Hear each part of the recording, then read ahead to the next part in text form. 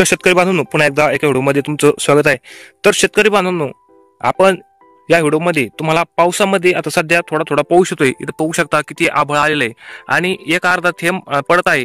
तर आपल्याकडे शक्ती कंपनीचं 3 HP सोलर पंप आहे आणि 3 HP शक्तीचं सोलर पंप सध्या खूप आभाळ आलेलं आहे आणि सकाळचे 10 वाजलेले आहेत आणि आभाळ असताना 30 मीटर हेडचं आहे।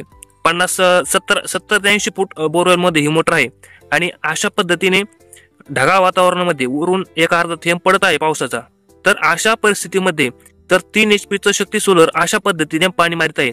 70 ते 80 फूट मोटर बोर मध्ये आहे आणि 30 मीटर हेडचं हे पाणी आहे।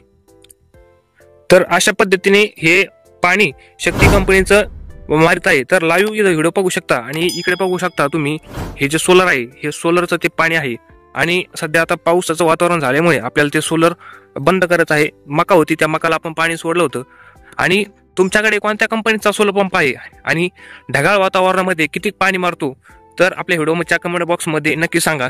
आणि ही जी पाणी मारण्याची जी कॅपॅसिटी आहे ही ढगाळ वातावरणात सुद्धा आपण एक सेटिंग केली आहे आपल्या स्टार्टरवरती कंट्रोलरवरती।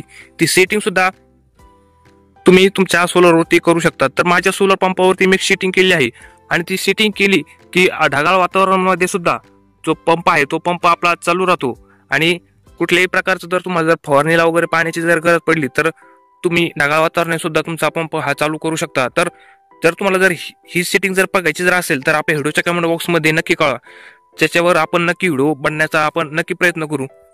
तर अशा पद्धतीने हे शक्ती कंपनीचं सोलर आहे। तर आपल्याला ती मोटर आता बंद करायची आहे, आता ती बंद करणार आहोत आपण ती मोटर।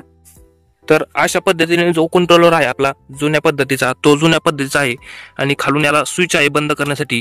ती मोटर आता बंद करूयात आणि इथं बघू शकता मोटर ऑफ झालेली आहे।